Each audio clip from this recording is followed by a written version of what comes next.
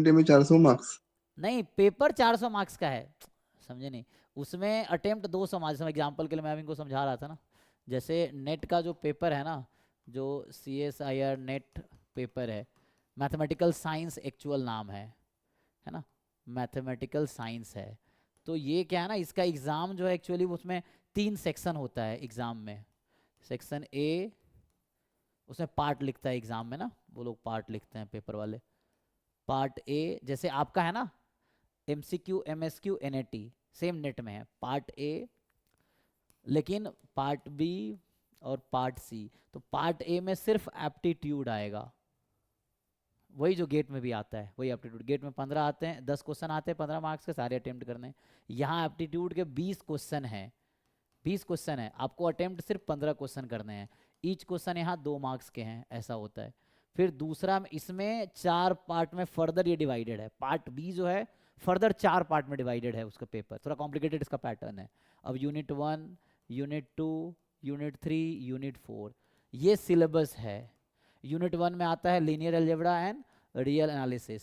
तो इसमें यूनिट 2 में है ग्रुप थ्योरी, कॉम्प्लेक्स एनालिसिस, इस तरह से है। यूनिट 3 में ODE, क्योंकि मैथ स्टैट्स वाला कॉमन पेपर है तो इसलिए ऑप्शंस दिए गए हैं यहाँ पे, ODE, PDE, इंटीग्रल इक्वेशन, इस तरह से है। यूनिट 4 में है स्टैटिस्टिक्स एंड ऑपरेशन रिसर्च, इसके 1 क्वेश्चन आते हैं बस।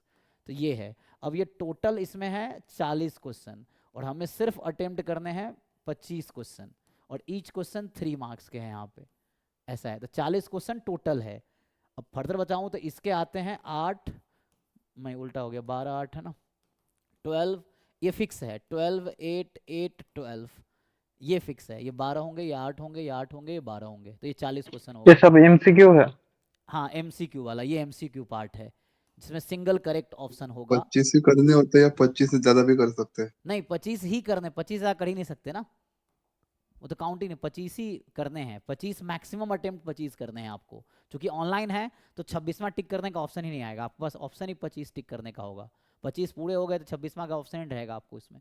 40 क्वेश्चन टोटल होंगे इन सब के, 12 8 8 12, इतने इस टॉपिक के। तो जैसे मैं पढ़ाता हूँ सर फिर 25 हमें अपने मर्जी से चूज करने होंगे ना कि हमें ये हाँ, 25 जहाँ करने आप हैं? कंफर्टेबल हो। जैसे हम लोग पढ़ाते हैं यूनिट 1 और यूनिट 4, हम सिलेबस में यूनिट 2 3 पढ़ाते ही नहीं है, तो हम सिर्फ 24 क्वेश्चन का ही पढ़ाते हैं, समझ लो। तो एक क्वेश्चन मतलब या तो इधर से अटेम्प्ट करो या 24 ही अटेम्प्ट करके आओ। तो जैसे यूनिट 4 मैं कराता हूँ, यूनिट 1 परिमल सर कराते हैं, लीनियर रियली वही है जो जैम गेट में भी है, अराउंड अप्रॉक्स। तो ये है। तो यूनिट हम कहते हैं बच्चों को, स्टैट्स वालों को, यूनिट 1 यूनिट 4 खाली करो, 2 3 छुओ मत, कोई दिक्कत नहीं है। 25 करने हैं, 24 यहाँ से हो गए, एक इधर उधर से उठा लो, परमुटेशन कॉम्बिनेशन के आ जाते हैं ग्रुप थ्योरी के, वैसा है। मतलब 24 करके आओ। फिर पार्ट सी के फर्दर 3 पार्ट हैं, अगर तुम पार्ट सी को देखोगे, सो मतलब फिर से 4 पार्ट में है। यूनिट 1, यूनिट 2, यूनिट 3, यूनिट 4, यही यूनिट है, ये सिलेबस है एक्चुअली। फिर से वही पैटर्न है, यूनिट 1 में लीनियर अलजेब्रा एंड एनालिसिस का होगा, मतलब यहाँ से मतलब कैलकुलस, ये ना। यूनिट 2 में हो गया ग्रुप थ्योरी, है ना, कॉम्प्लेक्स एनालिसिस। इधर है ODPD, है ना, ordinary differential equation, partial differential equation, और इंटीग्रल इक्वेशन, और भी 1 2 टॉपिक्स हैं। यूनिट 4 में स्टैटिस्टिक्स एंड ऑपरेशन रिसर्च। अब यहाँ पे जो आते हैं कितने, 18 12 18, सॉरी 18 12 12 18, ये है टोटल, है ना। कितने हो गए, ये 60 हो गए होंगे। तो ये 60 क्वेश्चन टोटल आते हैं, इसमें सिर्फ 20 अटेम्प्ट करने हैं, और ईच क्वेश्चन 4.75 मार्क्स का है, क्योंकि ये MSQ है। ये है मल्टीपल सेलेक्ट, मतलब इसमें एक ऑप्शन भी ट्रू हो सकता है, 2 3 चारों भी करेक्ट हो सकता है, जैसे जैम में MSQ है सेम, गेट में। तो ये पैटर्न है नेट का एक्चुअली। अब तुम ऐसे सर देखो, नेगेटिव कितना होता है? नेगेटिव मार्किंग सिर्फ A और B में है। तो नेगेटिव मार्किंग 1/4 है, हाँ जी भाई, तन में याद है देखो। अभी मैंने आज ही नेट का पेपर कराया, एक बार कंफर्म कर लेता हूँ। जैम में आई थिंक कितना रहता है, 1/3 रहता है ना, जैम में 1/3 है। अच्छा, 1/3 और 2/3? हाँ, मतलब 1 मार्क्स 1/3। तो अभी आज ही मैं करा रहा था, इसमें देख लेते हैं क्या है। सो इसमें शायद 1/4 है, आई थिंक, मुझे लग रहा है। इसमें लिखा भी तो नहीं है ना, देखना पड़ेगा। सो इसका जो है ना, एक बार देख क्रॉस चेक कर लेते हैं। एक्चुअली जैम गेट का ना ऐसे कन्फ्यूजन किसमें क्या है ना, तो CSIR। बट ऐसा क्यों रोल है कि बस 25 ही करने, कोई बच्चा और उससे ज्यादा नहीं कर सकता? नहीं, कर ही नहीं सकता ना, ऑप्शन ही नहीं तो कैसे करोगे। दैट मीन्स 25 हो जाएगा तो फिर से और नहीं आएगा। हाँ, ऑप्शन आएगा ही नहीं, मतलब आगे तुम्हारे पास ऐसे। क्वेश्चन दिखेगा, बट वो, क्योंकि जैसे तुम ऑनलाइन टेस्ट देते हो, ऑनलाइन एग्जाम, गेट नेट का सबका ऑनलाइन एग्जाम है, सेम जैसे पोर्टल है वैसे ही है ना, तो वैसे ही एग्जाम होते हैं। तो यहाँ ये जो जो बता रहा था यूनिट वन, तुम्हें यूनिट वन एनालिसिस में ये टॉपिक्स हैं, और इधर लीनियर अलजेब्रा के वो टॉपिक्स हैं। यूनिट वन हो गया, यूनिट टू के इधर complex analysis, group theory, algebra मतलब ग्रुप थ्योरी, तो ये परमुटेशन कॉम्बिनेशन यहाँ आते हैं। तो जो एक क्वेश्चन कम पड़ता है यूनिट वन यूनिट फोर से, तो मैंने कहा यहाँ से अटेम्प्ट कर लो, ये चीज़ है। बाकी ओडी यूनिट थ्री में OD, PD, numerical analysis, integral equation, है ना, calculus of variation, integral equation, mechanics. Unit four ये है, स्टैटिस्टिक्स एंड ऑपरेशन रिसर्च। अब यहाँ मैं ढूंढ रहा था, अच्छा इसमें भी नेगेटिव मार्किंग लिखा नहीं, कोई पेपर देखना पड़ेगा जहाँ पे अलग से लिखा हो। शायद मुझे लग रहा है 1/4 है, जहाँ तक मुझे आइडिया है, कि एक क्वेश्चन 1 मार्क्स वाला गलत होगा तो मतलब यहाँ आधे मार्क्स कटेंगे, मतलब 1/4, 2 मार्क्स के ईच है ना, तो आधा मार्क्स कटेगा। या कोई और पेपर देखना पड़ेगा, मैं श्योर तो नहीं हूँ। तो यूनिट 3 ज्यादा इजी है करना या यूनिट 2, मतलब अगर देखा जाए तो? वो तो अपने कंफर्टेबली पे बच्चा किस में कंफर्टेबल है, मतलब यूनिट टू प्योर हो गया, ग्रुप थ्योरी प्योर है, कॉम्प्लेक्स एनालिसिस प्योर, मैथमेटिक्स हो गया यूनिट टू में। यूनिट थ्री अप्लाइड जैसा हो गया, वहाँ कैलकुलेशन ज़्यादा है, फॉर्मूले ज़्यादा है, तो ये चीज़ है, इसमें है नहीं लिखा हुआ। सर इसमें कितने तो देख पूरा का लेना, पूरा ये one by mathematics four portion शायद ही है, होगा। मैथ्स हाँ, नाम। ये रहा मिल गया ना, नेगेटिव मार्किंग हाफ है 1/4 ना, ईच क्वेश्चन 2 मार्क्स का है, तो नेगेटिव यहाँ हाफ कट रहा है, मतलब 1/4, 2 × 1/4, तो मतलब ये हो गया 0.5, यही ढूंढ रहे थे ना, क्योंकि ये जून 2023 का पेपर है, ठीक है। तो 1/4 टाइम जितने मार्क्स का है। हाँ, क्या पूछ रहे थे? सर ओनली पीएचडी कैटेगरी के लिए मतलब कट ऑफ कोई मतलब अप्रोक्सीमेट बोल पाओ? किसी साल का निकाल लो, किसी ऑनलाइन इतने सारे मिल जाएंगे, तुम गूगल कर लो कट ऑफ क्या है। Okay okay. रफली मैं बता ओके दूं सर। तो रफली ये है, जैसे तुम ये मार्क्स, कितने मार्क्स, ये 30 मार्क्स हो गए, ये क्या 75 हो गए, 30 मार्क्स 75 मार्क्स, मतलब यहाँ से आएंगे, और ये ऐड करो, ये आई थिंक 95 मार्क्स हैं, ये है। ये वो हैं जो अटेम्प्ट करने हैं, यहाँ से देखोगे तो 20 × 2, तो यहाँ 20 × 2 40 मार्क्स के हैं, आपको 30 मार्क्स का अटेम्प्ट करने हैं। यहाँ 40 × 3 120 मार्क्स के क्वेश्चन है, आपको 75 मार्क्स के अटेम्प्ट करने हैं। यहाँ पे 60 × 4.75 इतने मार्क्स के हैं, आपको इतना अटेम्प्ट करना है, मतलब 1/3 अटेम्प्ट करना है, तो 95 है, उसका 3 गुना लगा लो, है ना, ये चीज़ है। सो 285 हो गया, तो अराउंड 285 मार्क्स का क्वेश्चन यहाँ आता है, अटेम्प्ट आपको 95 मार्क्स से करने हैं, ये चीज़ है। उस तरह से मतलब टोटल पेपर 445 नंबर का है, और अटेम्प्ट आपको 200 मार्क्स के करने होते हैं इन ऑल मिला के सब, ऐसा है। इतने मार्क्स का इतने हैं, टोटल क्वेश्चन 120 है, आपको 60 टोटल करने हैं, 15 यहाँ से, 25 यहाँ से, और 20 यहाँ से, ठीक है। बाकी आते हैं 20, 40, 60, तो 120 क्वेश्चन टोटल है, अटेम्प्ट आपको 120 में सिर्फ 60 करने हैं। 440 मार्क्स का 45 मार्क्स का पेपर है, आपको 200 मार्क्स का अटेम्प्ट करना है। तो ये नेट का पूरा पैटर्न है, नेगेटिव मार्किंग 1/4 टाइम जितने मार्क्स का है ना, जैसे यहाँ पे 2 मार्क्स का यहाँ है। भी रैंक होती है या मार्क्स पे मिलता है? मार्क्स पे कट ऑफ, यहाँ मार्क्स पे आते हैं, यहाँ रैंक नहीं आता इसमें। तो इसमें रैंक आता है, सॉरी मार्क्स और रैंक दोनों आता है, लेकिन जनरली जो कट ऑफ वो लोग निकालते हैं, वो जनरली नहीं, रैंक भी ठीक है, वो डिपेंड करता है, कुछ जगह रैंक से लेते हैं, कुछ जगह मार्क्स से लेते हैं, दोनों आता है इसमें, रैंक और मार्क्स दोनों आता है। जैसे एग्जांपल के लिए मेरा, मैं दिया था 2021 में लास्ट टाइम, पिछली बार, उसमें 130 नंबर मेरे थे, और उसमें 50 रैंक था एग्जैक्ट, तो वैसा था 130 मार्क्स पे 50 रैंक था, तो ये है। तो जनरली जो कट ऑफ आप पूछ रहे थे, जनरल कैटेगरी के लिए बात करें तो ऑन एन एवरेज जेआरएफ के लिए जो कट ऑफ रहता है 120 के आसपास रहता है। सिर्फ नेट के लिए जो कट ऑफ रहता है वो अराउंड लगा लो 100 110 मैक्सिमम लगा लो इसके लिए, और पीएचडी कैटेगरी के लिए 100 के आसपास। ये अपर बाउंड बता रहा हूँ, इससे कम ही रहेगा, ज़्यादा नहीं रहेगा, है ना। जैसे अगर मैं मान लो गूगल ही कर लेते हैं, सो तो नेट के थ्रू आईआईटी से भी कर सकते हैं पीएचडी वगैरह? हाँ,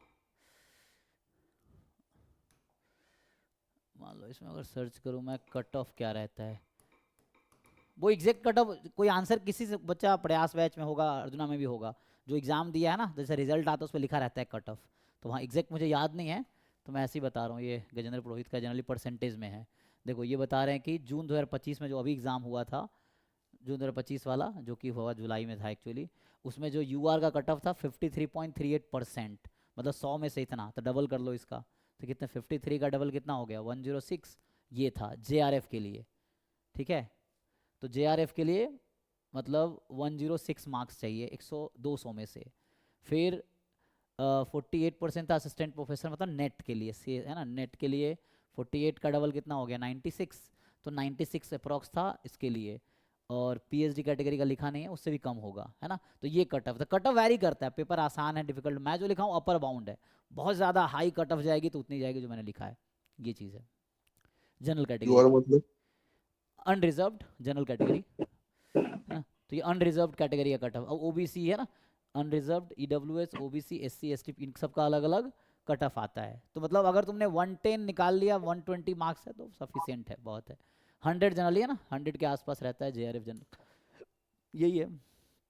बाकी देखो हर साल का बता रहा तुम्हें, यहाँ से तुम देख सकते हो, जून 25 का बता रहा है तुम्हें परसेंटेज, मतलब ये 100 में से बता रहा है, तो 200 मार्क्स का पेपर है, डबल कर लो उतने मार्क्स, ये है ना। अच्छा ये डिफरेंट कैटेगरी वाइज बता रहा है ना, कितने किस कैटेगरी का जेआरएफ के लिए क्या मार्क्स चाहिए, कितने परसेंट चाहिए, फिर लेक्चररशिप के लिए कितने चाहिए, फिर तीसरा कैटेगरी इसने दिया नहीं है ना, ये है।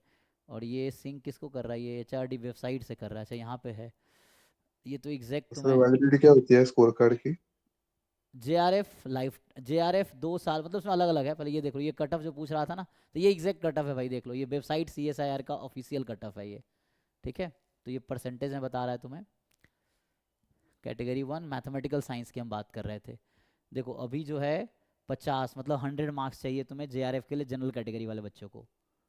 ठीक है, यूआर है ना, फिर ईडब्ल्यूएस को 43% चाहिए, मतलब 86 मार्क्स पे जेआरएफ हुआ है, इधर भी 86। ओबीसी का कट ऑफ बढ़ गया है ईडब्ल्यूएस से है ना, यहाँ पे एससी का 34, एसटी का 29% है ये, तो डबल मार्क्स कर लो, है ना।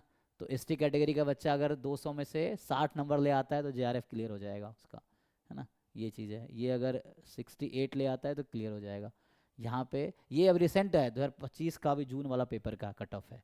ठीक है, ये कट ऑफ मैथमेटिकल साइंस का देख लो, ये जेआरएफ के लिए है, मतलब ये हाईएस्ट कट ऑफ है, इससे नीचे ही होगा बाकी तो। ठीक है, वैसा है, वेबसाइट पे ऑलरेडी है। एनीवे हाँ, क्या पूछ रहे थे आप आगे? वो वैलिडिटी वो कितना वैलिडिटी होता जो है? है इसका ना, जैसे 3 कैटेगरी में यहाँ पे एग्जाम होता है, मतलब इसका 3 पर्पस है, जैसे जैम का सिंगल पर्पस है, मास्टर में एडमिशन आईआईटी में, गेट का भी 3 पर्पस है, पीएसयू जॉब, पीएचडी, एमटेक। तो वैसे ही नेट का भी, जो सीएसआईआर नेट का भी 3 पर्पस है, एक है जेआरएफ। तो जेआरएफ में तीनों हो गया, अगर किसी का जेआरएफ हो गया, क्योंकि जेआरएफ का हाईएस्ट कट ऑफ जाता है, तो तीनों तुम क्वालिफाई हो गया।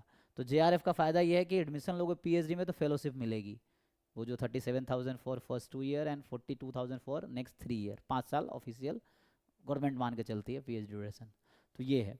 उसके बाद नेट जो है, तो नेट है लेक्चरशिप के लिए, गवर्नमेंट में जब वैकेंसी आती है, असिस्टेंट प्रोफेसर बनना है गवर्नमेंट कॉलेज में, तो नेट कंपलसरी है, मास्टर के साथ नेट होना चाहिए। हाँ अगर पीएचडी हो गया है तो नेट नहीं चाहिए, मतलब मास्टर के साथ नेट चाहिए असिस्टेंट प्रोफेसर बनने के लिए। अगर किसी ने नेट नहीं आया, पीएचडी हो गया, तो नेट नहीं चाहिए उसको, पीएचडी के बेसिस पे वो असिस्टेंट प्रोफेसर बन सकता है गवर्नमेंट में या कहीं भी, मतलब ये है। और तीसरा कैटेगरी है पीएचडी एडमिशन, ये इसमें लिखा था PhD only, PhD only category है। तो ये हुआ तो सिर्फ यही हुआ, नेट हुआ तो समझो दोनों कैटेगरी में क्वालिफाई हो, जेआरएफ हुआ तीनों कैटेगरी में क्वालिफाई हो, क्योंकि इसका कट ऑफ सबसे लो जाता है ना, इसीलिए। तो मतलब जेआरएफ जो बच्चा लाया उसका तीनों कैटेगरी में क्वालिफाई, तो इसका कल वैलिडिटी लाइफ टाइम है। और जेआरएफ में नेट भी है और फेलोशिप भी है, तो फेलोशिप 2 साल के अंदर लेना पड़ेगा, मतलब 2 साल वैलिडिटी है फेलोशिप की, मतलब मान लो आज नेट क्वालिफाई हुआ तो अगले 2 साल के अंदर आपको पीएचडी में कहीं एडमिशन लेना पड़ेगा, तभी फेलोशिप मिलेगी, वरना वो एक्सपायर हो गया। फिर नेट उसके साथ नेट लाइफ टाइम है, इसकी वैलिडिटी लाइफ टाइम है, एक बार क्वालिफाई कर लिए तो लाइफ टाइम वो स्कोर वैलिड है। और ये 1 टाइम वैलिड है, आई थिंक 1 टाइम, इसका भी 2 ईयर है शायद, देखना पड़ेगा मुझे, ये भी नया ऐड हुआ है अभी, लास्ट ईयर ही ऐड हुआ है, पिछले साल 1-2 साल पहले, तो इसका शायद इसका 2 ईयर इसका भी है शायद, है ना। और जेआरएफ का भी 2 ईयर्स है, तो 2 साल है, गेट की 3 साल वैलिडिटी है, इसकी 2 साल है, जैम की 1 साल है, ऐसा। ठीक है जी। थर्ड ऑप्शन मतलब ओनली पीएचडी में वो स्टाइपेंड नहीं मिलेगा ना, हाँ बस इसमें ओनली एडमिशन हो पीएचडी? जाएगा, यहाँ से भी एडमिशन हो जाएगा, लेकिन इसमें फेलोशिप नहीं मिलेगी, मतलब एडमिशन हो जाएगा इस बेसिस पे, मतलब अप्लाई कर सकता है वो, पहले क्या था ना कि जेआरएफ है तभी अप्लाई कर सकता है, तो ये है कि अगर ये भी हो गया तो अप्लाई कर सकता है, ये है तो फेलोशिप मिलेगी, ये है तो सिर्फ उसको फेलोशिप नहीं मिलेगी, है ना। ये एडमिशन ले सकता है वो, मतलब अपने घर से और पी सर मतलब इंटरव्यू तीनों में देना पड़ता है क्या? एक जेआरएफ होगा तो इंटरव्यू इंटरव्यू। इंटरव्यू मतलब जेआरएफ के लिए देना पड़ता है या डायरेक्ट एडमिशन हो जाता है जेआरएफ अगर मिल गया तो? नहीं नहीं, इंटरव्यू सब में देना पड़ेगा, ये तो बस मिनिमम एलिजिबिलिटी है टू अप्लाई, है ना। तो जैसे कुछ बच्चे का जेआरएफ है या गेट है, तो वो एलिजिबल है अप्लाई करने के लिए, उस पर एडमिशन नहीं मिलेगा, एडमिशन मिलेगा इंटरव्यू के बेस पे। तो इंटरव्यू के अकॉर्डिंग डिसाइड होगा कि क्या मार्क्स है ना। वो इंस्टीट्यूट की अपने अपनी क्राइटेरिया होती हैं, कुछ लोग वेटेज देते हैं रैंक को भी कि इतने परसेंट ना, उसके अकॉर्डिंग कुछ लोग सिर्फ इंटरव्यू पे एडमिशन देते हैं। तो वही इंस्टीट्यूट अपने अकॉर्डिंग डिसाइड करती है कैसे एडमिशन देना है। लेकिन सिर्फ क्वालिफाई करने से एडमिशन नहीं होगा, है ना। क्वालिफाई तो बहुत बच्चा हर बार करता है, लेकिन सबका एडमिशन नहीं होता है, वो चीज़ है।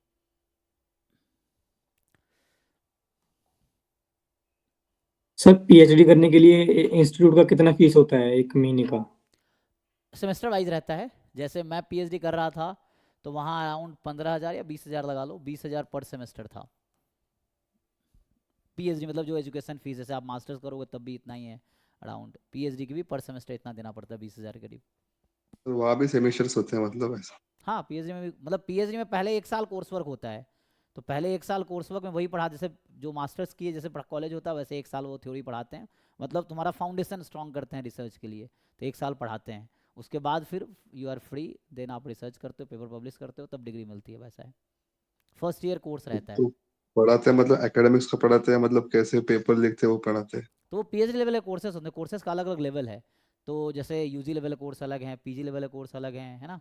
जैसे तुम अगर आईआईटीज़ का सिलेबस उठा कर देखोगे, जैसे एग्जांपल के लिए फॉर एग्जांपल दिल्ली का ही उठा लो या बॉम्बे का ही, जैसे सिलेबस रहता है फॉर एग्जांपल MA 401 एग्जांपल के लिए ये कोर्स हो गया, फॉर एग्जांपल ये यूजी लेवल के कोर्स हैं। तो तुम दूसरा कोर्स देखोगे होगा MA 501, मतलब ये कैलकुलस है एग्जाम्पल के लिए, नाम सेम है, ये कैलकुलस है, ये भी कैलकुलस है एग्जाम्पल के लिए। तो ये पीजी लेवल का कोर्स होगा। ऐसे पीएचडी लेवल का कोर्स होगा तो MA 601, तो ये पीएचडी लेवल का कोर्स होगा। तो अगर तुम सिलेबस डाउनलोड करोगे, ये बॉम्बे किसी का भी डाउनलोड करो आईआईटीज़ का, तुम्हें दिखेगा सब्जेक्ट के आगे कोड लिखा होगा, तो ये कोड डिसाइड करता है किस लेवल का कोर्स है। तो पीएचडी लेवल में पीएचडी के लिए कुछ कोर्स के ऑप्शंस होते हैं उस लेवल के, है ना। तो वही कोर्स तुम ले सकते हो, मतलब यूजी वाला कोर्स पीएचडी में नहीं कर सकते ना। तो वैसा रहता है सिलेबस, कि वो सिलेबस चेंज है ना। मान लो यहाँ भी प्रोबेबिलिटी पढ़ाए जा रहे हैं, यहाँ भी प्रोबेबिलिटी, यहाँ भी प्रोबेबिलिटी, लेकिन कंटेंट तीनों का अलग है। नेम प्रोबेबिलिटी ही रहेगा, बट कंटेंट अलग होगा, लेवल अलग होगा, वो चीज़ें हैं। सिलेबस अलग होगा, बुक अलग होंगी, क्वालिटी अलग होगा, है ना, लेवल अलग होगा, ये चीज़ें। नाम हो सकता है सेम ही हो, लेकिन कोड अलग होगा, तो उसके अकॉर्डिंग है ना। ये 400 लेवल का कोर्स बोलते हैं, ये 500 लेवल का, 600 लेवल का, ऐसा रहता है उस तरह से। तो और देखोगे ये तो सर आज पीएम डाउट क्लास होगा ना? अभी डाउट क्लास कंटिन्यू करेंगे, हाँ डाउट क्लास ही चल रहा है ऐसे सर तो। आप पवन सर को जानते हैं? हाँ सर आप पवन सर को जानते हैं? पवन सर मेरे स्टूडेंट रहे हैं गेट में, हाँ, जो आईआईटी कानपुर से एमएससी किए हैं, अभी अकेडमी में पढ़ा रहे हैं। सॉरी अकेडमी नहीं, पीडब्ल्यू में मैंने ही जॉब लगवाया है उनका। मतलब एक्चुअली मुझे ऑफर आया जब मैं अभी रांची में थे, हाँ हाँ सर, पीडब्ल्यू में पढ़ा रहे हैं हम। तो मैंने मतलब मतलब ऐसे मैं बताऊं पवन सर के बारे में,